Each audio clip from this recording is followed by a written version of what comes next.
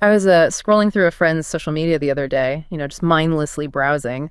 And then I saw this exchange. Really? Yeah. So a woman had posted a picture, and this guy, who's clearly just an acquaintance, comments, "We should really hang out." She replies, very politely, "Thanks. Super busy with work right now, though." The classic soft no. Exactly. A totally clear, polite no.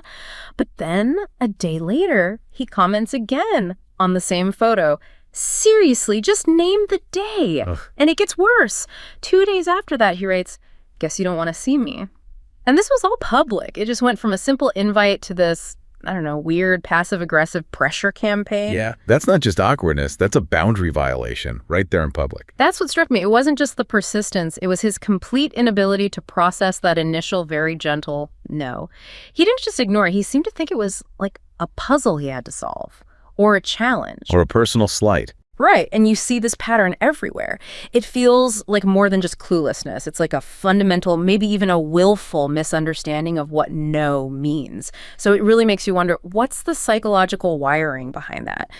Is it that whole rom-com effect we've been taught, where no is just the start of the chase? Or is it something deeper, like a need for validation, or, I don't know, an assertion of control? That anecdote is, well, it's perfect because it's so relatable and honestly pretty disturbing. Yeah. It really captures that exact moment where a normal social impulse crosses a line into something dysfunctional. Yeah. And you're absolutely right to question the wiring. It is rarely, if ever, just simple social awkwardness. That kind of persistence, that refusal to process a no, is almost always rooted in some pretty complex, deep-seated psychological mechanisms. Okay. So for this deep dive, we're going to try to help you understand the full spectrum of this. We can frame it around, say, 3 central areas that all kind of lock together. All right, what are they? First, there's the internal driver. We'll call it rejection sensitivity, or RS. That's the psychological core of it all. Right. Then second, you have the cultural ecosystem. That's your Rom-Com effect. How media basically normalizes and even rewards this kind of relentless pursuit. The permission structure. Precisely. And then finally, because this behavior so often escalates, we have to talk about the external safeguards, the legal and policy responses that are necessary when these unwanted digital advances cross the line into actual harassment. That's a great structure. It helps make sense of what feels like a really messy, pervasive problem. So let's start with that internal wiring, with rejection sensitivity. I feel like we hear that term RS thrown around a lot in popular psychology. But for you listening, what's the actual, clinical definition? Is it just being thin-skinned, or is it something more specific? Oh, it's much more specific. And it's dispositional, meaning it's a stable part of someone's personality. Rejection sensitivity, or RS, is formally defined as the dispositional tendency to anxiously expect, readily perceive, and intensely react to rejection. Okay, so the key part there is anxiously expect. That's it. The core of it isn't even the reaction itself, it's the anticipation. It's this constant future-oriented anxiety that you're about to be rejected. So it's not just feeling bad when someone turns you down, it's living in a state where you're convinced they're going to turn you down, and you're constantly scanning for proof. Exactly right. That anxiety-driven vigilance turns completely benign social cues into perceived threats. We're talking about a constant state of hypervigilance. Wow. And this all stems from a really fundamental human need, the need to belong. I mean, evolutionarily, being ostracized from your tribe was basically a death sentence. Our brains are hardwired to detect rejection, but in someone with high RS, that alarm system has just gone into complete overdrive. So they're overreacting to things most people would just brush off. Intensely overreacting. And where does that system get calibrated so high? The research points pretty clearly to its origins. Almost always. It's rooted in early maladaptive interactions, so experiences of rejection from primary caregivers. If a child consistently feels their need for connection is ignored or dismissed or even punished, they internalize that template. And that template just gets carried into their adult relationships. It does. That early blueprint creates a heightened, enduring anxiety about rejection in adulthood. They just constantly overestimate the potential for rejection from everyone, friends, colleagues, and especially romantic partners. Which means for the guy in my story, her saying no was almost irrelevant. He'd probably already decided he was going to be rejected before he even sent the first message. He was primed for it. The response he got was just confirmation bias. Wow. And that leads us perfectly into the mechanics of how this becomes a self-fulfilling prophecy. There's a model for this called the cognitive affective processing system, or CAPS framework. It maps out the whole vicious loop. Okay, so walk us through it. It's 4 steps, and they are vicious. So step 1 is anxious expectations. Like we said, the person with high RS just starts with the assumption of failure. They go into almost any social risk, asking a question, asking someone out fully anticipating rejection. It's a lens they see the world through. It's the only lens they have. And they're actively looking for data to confirm it. Which brings us to step 2. The perception stage. Right. Step 2 is perception of rejection. This is where the hypervigilance really kicks in. Because they're so primed to see rejection, they literally cannot tell the difference between a neutral or even ambiguous cue and an actual rejection. So back to the story. Her response was, super busy with work right now. That's ambiguous. It's a soft no. Exactly. It's a face-saving response. Ooh. But to the high RS brain, that registers as a direct, painful, immediate threat. They completely misinterpret it. And that misinterpretation is the whole ballgame, isn't it? The brain treats what it perceives as reality. That's the key. That misinterpretation generates what researchers call false positive feedback for the brain's defense system. The alarm bells for a threat start ringing, even though there was no actual threat. The body and mind are now preparing for a battle that isn't real.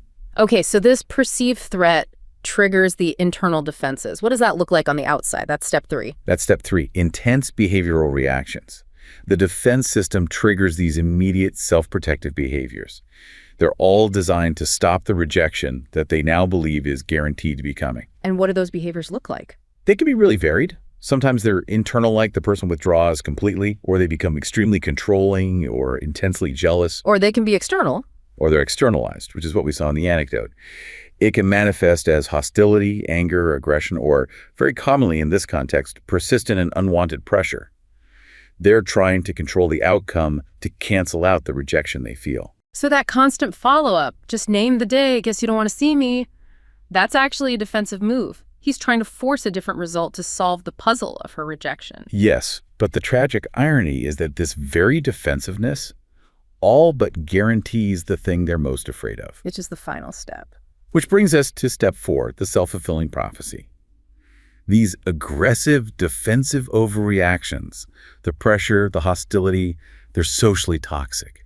They actively elicit actual rejection from the other person. Of course, no one wants to be pressured like that. So when the person being pursued finally withdraws or gives a hard no, that real external rejection just reinforces the high RS person's initial belief. It validates their fear that the world is a rejecting place and starts the whole vicious cycle all over again. It's a closed, destructive loop. It's terrible for the recipient, obviously, but it sounds awful for the person stuck inside it, too. You said high RS is a significant trait. What are the sort of measurable costs of being stuck in this cycle? Mentally? Oh, the clinical costs are profound. High RS is positively associated with poor mental health outcomes right across the board. Like what? Well, if we look at depression, there's a medium positive association. The correlation is 0.32. What does that mean in, like, real terms? It means that roughly 10% of the variance in someone's depression symptoms can be accounted for by their level of rejection sensitivity, which is not a small amount. No, it's not. And the link is even stronger with anxiety. The research shows a medium positive correlation of 0.49. Wow, that's almost 0.5. Right. When you get that high, you're talking about nearly a quarter of the variability in anxiety being tied directly to how rejection sensitive a person is.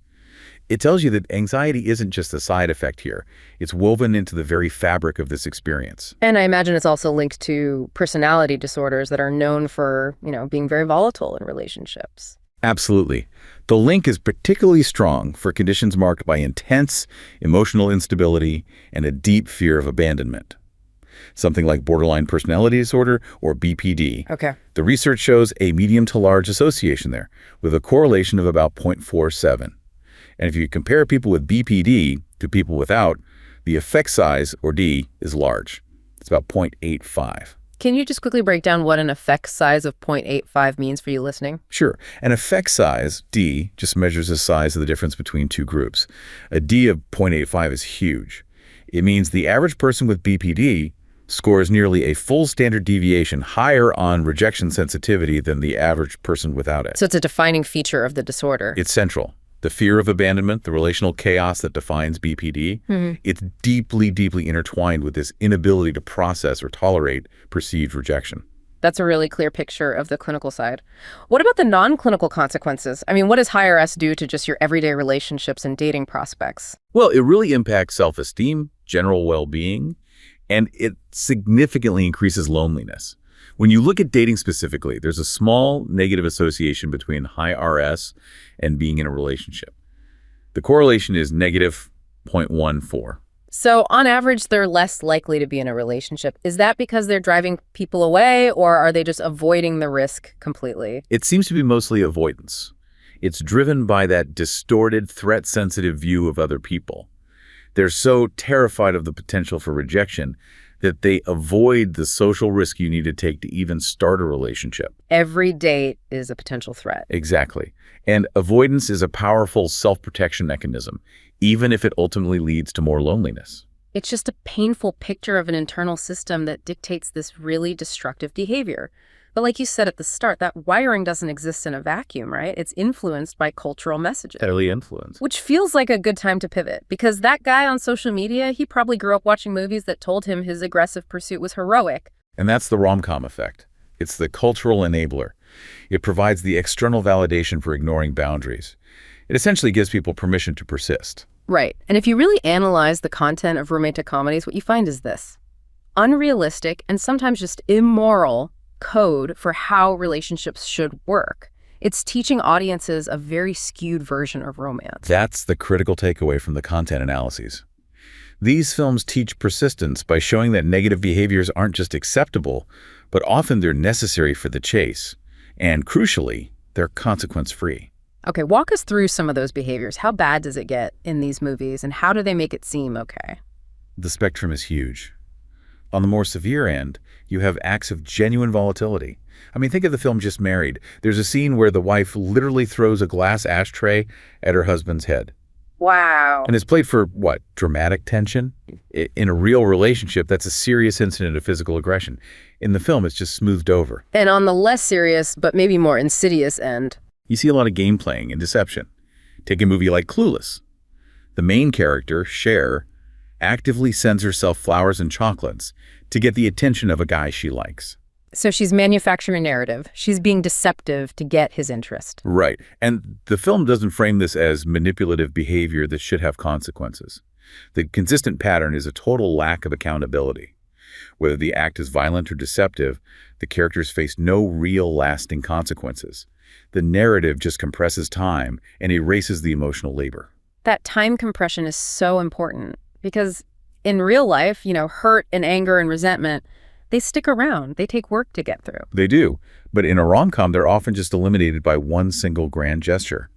Unethical actions like a major betrayal are forgiven almost instantly. The film just skips over the long-term impact, the mistrust, the pain.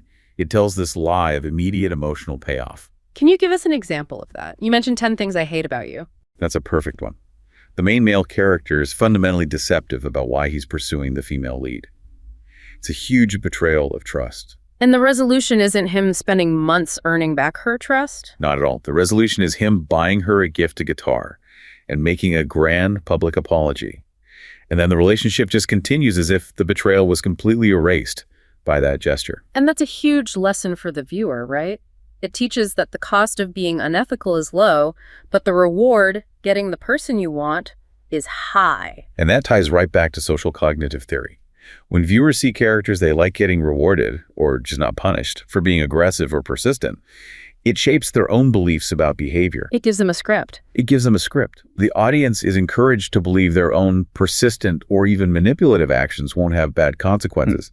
It just lowers the psychological barrier for someone high in RS and tells them persistence is romantic and rejection is just a test. And there's another subtle message in these movies, isn't there? About gender roles. You use the term post-feminism. Why is that so important here? Post-feminism is the narrative trick. It's this weird combination of female liberation with really traditional conservative gender values. How does that work? Well, on the surface, the heroines are independent, successful, powerful women. But the underlying narrative is still patriarchal. Their success is always secondary to their relationship status. So the message is, you can have it all, but all has to include a man for you to actually be fulfilled. Precisely. The female characters are always successful professionals, but their emotional world still centers on finding or keeping a man to feel complete. The career, the great apartment, they're shown as not quite enough if their romantic life is missing. And the classic example of this is Carrie Bradshaw from Sex and the City. She's a hugely successful writer in New York. How does her story reinforce this? It's a really powerful reinforcement. When her engagement breaks off, despite her incredible career, her money, her friends, the narrative shows her becoming pathologically depressed and completely lost. Her entire identity just seems to crumble without the structure of that relationship. And that subtly reinforces this patriarchal idea that a woman's true happiness and worth has to be found through validation from a man. And that frame is crucial because it raises the stakes for both people in the chase. It tells the pursuer that his quest isn't just about his own desire, it's about providing the key to her happiness. It culturally justifies his relentlessness. That's a fascinating connection. The culture elevates the chase, while the RS mechanism provides the internal drive to ignore the boundaries. So let's bring those two things together. What happens when high RS individuals actually get into a relationship? How does that fear of rejection play out long term? It creates significant and measurable dysfunction. High RS individuals consistently report lower relationship satisfaction. There's a medium negative association there, a correlation of -0.27. So it's not a small difference. No. Their fundamental disposition predisposes them to see the relationship as a source of threat, not security. And that internal anxiety just generates a ton of conflict and concern. You can see that in the data. Oh, yeah. We see relationship conflict is positively associated at 0.22, and something called relationship concerns has an even larger association at 0.42. Their hypervigilance means they're constantly scanning their partner's actions, looking for evidence of rejection, which leads to anxiety and often self-generated conflict. You mentioned an interesting finding that this link is actually stronger in older adults. That seems a bit counterintuitive. You'd think a younger person would be more concerned. It does seem that way at first. Yeah. But researchers think it's tied to social achievement and a tolerance for negative feedback. Okay. So younger adults, they're in the early stages of their careers, their lives. They're kind of used to rejection, from dating apps, job applications, social groups.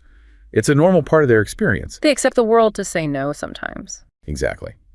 But older adults have often achieved a certain level of social and financial standing. They've built their networks, their careers. They're just less accustomed to getting overt rejection. So when it happens, it hits harder. It hits much harder, especially within a relationship they value. Their lower tolerance for that kind of adverse feedback results in a magnified RS response compared to younger people. That makes a lot of sense. And that intensity, how does it manifest? Do they tend to internalize it or externalize it? Both. We see a really powerful internal response called self-silencing behavior. What's that? It's a defense strategy where people with high RS suppress their real feelings and opinions to avoid disagreement. It's positively associated at 0.35. They're so afraid that a simple disagreement could spiral into the total rejection they fear, so they just silence themselves. But that's so self-defeating. You avoid a fight, but you also destroy any real intimacy. Completely. But the externalized responses are far more concerning, and they lead us to the most serious outcomes: jealousy and intimate partner violence. That's a stark escalation. From a passive-aggressive comment to actual violence. What's the link in the research between high RS and perpetrating violence? High RS is positively associated with intimate partner violence perpetration, with a correlation of 0.18. That aggression and hostility, it's the extreme manifestation of step 3 in that cycle we talked about. It's the intense behavioral reaction. It's an attempt to control the partner and stop the rejection from happening. Yes, but just like with the initial chase, that hostility is the very thing that guarantees the partner will eventually leave, which fulfills the prophecy all over again. It is the ultimate tragic irony of this disposition. And jealousy is another part of this. A huge part. High RS is linked to greater expressed jealousy. But here, culture plays a huge role again, because culture moderates whether that internal feeling gets expressed on the outside. There was a fascinating study that compared adults in an independent culture, Australia, with adults in an interdependent culture, India. And they found that the tendency for high RS people to express more jealousy only emerged significantly in the Indian sample. Really? Why would that be? If the fear is universal, why isn't the expression? It comes down to social tolerance for the behavior. In the Australian independent culture, intense jealousy and possessiveness are generally seen as unhealthy or unattractive. So there's a social constraint on expressing it, regardless of your internal RS score. Okay. But in the interdependent culture they studied, which may have stronger patriarchal norms, expressing intense jealousy can be more socially tolerated or even seen as a sign of investment in the relationship. So the rejection sensitivity only amplifies the jealousy in the culture where that behavior is more socially permitted. Exactly. It's a perfect example of psychology and culture conspiring to enable these negative behaviors. So what happens when two people who are highly rejection sensitive get together? Is it a disaster? It's a double dose of dysfunction. Studies on couples show that while an individual's own RS predicted their own negative feelings, like jealousy, the overall relationship outcomes were particularly poor when both partners scored high on rejection sensitivity. I can only imagine. It's just two people constantly misreading each other's cues as threats and being perpetually defensive. It's a continuous reactive feedback loop of insecurity and conflict. And we even see this play out in sexual health and intimacy. How does that work? Well, high RS is negatively associated with sexual activity in general. The correlation is negative 0.23, which is consistent with avoidance. They see sexual intimacy as this high-risk situation for potential rejection. But you also mentioned a link to risky sexual behavior. How does that fit in? Avoidance and risk-taking seem contradictory. It represents another failure of communication driven by fear. That small positive link to risky behavior, like not using condoms, is interpreted as an inability to negotiate healthy practices. The fear of conflict is so powerful that they either avoid sex completely or they engage in risky behavior to avoid a fight or rejection from a partner who is pressuring them. So they suppress their own need for safety to avoid the partner rejecting them. The inability to say no externally is mirrored by an inability to say no to protect their own health. Exactly. This whole journey, from that social media comment to suppressing one's own needs, it often escalates into behaviors that the legal system has to get involved in. So let's move to that final phase. The legal and policy responses to this kind of digital persistence, specifically technology-facilitated gender-based violence, or TFGBV. Right. Because that persistence, that failure to accept boundaries, and those controlling impulses that define high RS, they're precisely the factors that drive the escalation toward TFGBV. And studies confirm this disproportionately affects women and girls. When the polite no is ignored, the next step can be much worse. Much worse. And TFGBV is a big umbrella term. It covers a whole range of actions that use technology. This includes things like non-consensual image sharing, what people call revenge porn, and the non-consensual taking of images like upskirting or creep shots. And it also covers more direct forms of digital coercion, right? Yes, absolutely. Things like forced sexting, where someone is pressured into sending intimate material, or sexualized doxing, where private and intimate information is published to harm someone. It's all an escalation of that same desire for control when the initial pursuit fails. Has the international legal community started to recognize this as the serious issue it is? Yes, it's now widely recognized as a severe form of structural discrimination. International bodies like the UN and the Council of Europe have been very clear. Online violence is not separate from physical violence. The two worlds intersect, and states have a mandatory obligation to provide full legal protection. The challenge, I assume, is getting those international obligations turned into actual domestic laws that work. Where are the gaps? The biggest challenge is that most criminal codes were written before any of this technology was widespread. And while places are trying to update their laws, criminalizing digital stalking and so on, there are still these huge technical and definitional gaps. Like what specifically? The lack of a specific gender perspective. For example, many places have laws against abuse of personal data or unauthorized recording, but they lack what's called a qualified offense for digital gender-based violence. A qualified offense. It means a more severe and specific punishment for crimes that use the digital world to inflict gendered harm. So, sharing non-consensual pornography should be treated as a more serious crime than, say, the unauthorized recording of a building. So the law might punish the act of sharing a file, but it fails to recognize the unique gendered harm when that file is an intimate image being used to shame and control a woman. That is the core legal failure, and it has led to some massive public institutional failures that leave victims feeling completely abandoned. Can you give us an example? You mentioned the public room case. The public room case is a horrifying example. It involved mass sexual abuse, where hundreds of thousands of intimate photos and private data of women and girls were shared in this massive online group. Oh my God. And the victims were subjected to degrading commentary, sexist language, just systematic sexual objectification. But here's the crucial part. When they finally prosecuted the creators, they could only be charged with production and distribution of child pornography. Why? Because the specific crime of sexual harassment, using non-consensual images for adult victims, didn't exist in the criminal code at the time. So the law completely failed to recognize or protect the thousands of adult women who were harmed. That is just staggering. Even with undeniable evidence, if the legal framework is outdated, there's no justice. Which leads to the victim experience. What happens when they try to navigate this broken system? The experience is overwhelmingly negative. That's why reporting rates are so low. A huge number, 79% of victims, have never reported TFGDV. They cite a lack of information or critically deep mistrust in institutions. And for the ones who do report? Among the 21% who do, 70% are dissatisfied with the outcome. 70%. That points to huge problems within the police and legal structures themselves. It does. The deficiencies are multi-layered. First, police often lack specific training for these cases. They try to shoehorn them into domestic violence criteria, which doesn't work if the perpetrator is a stranger from online. So the case is filed wrong from the very start. And then what else? Then there's secondary victimization.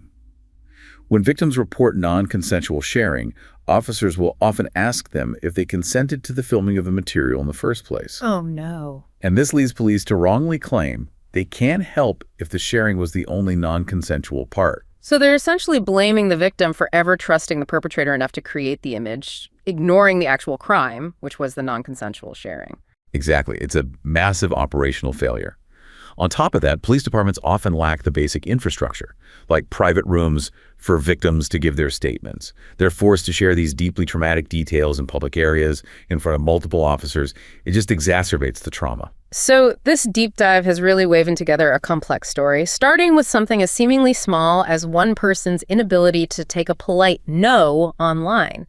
And we've learned this isn't simple. It's rooted in this cyclical, self-destructive mechanism of rejection sensitivity. A psychological defense that, ironically, generates the very rejection it's trying to prevent. And then we saw how that internal wiring is culturally normalized by media that basically strips away the consequences of aggressive pursuit, giving people a script to follow. The constant message that persistence is heroic serves to justify that need for control and validation. And when that behavior escalates, the real-world impact is significant, often traumatic, and it leads to this technology-facilitated violence that our legal systems are just struggling to keep up with. They're hampered by these technical gaps and a failure to adopt a truly gender-sensitive approach.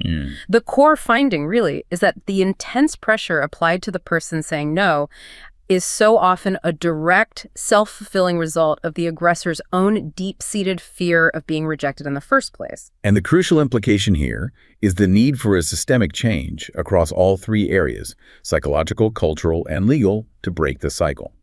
Remember, we said the worst relationship outcomes happen when both partners scored high on rejection sensitivity. That confirms that insecurity, when it's compounded by cultural permission, leads to the maximum amount of relational dysfunction. To really tackle this problem, we have to address the psychological wiring, yes, but also ensure the legal and cultural environment promotes emotional security and respects boundaries for everyone.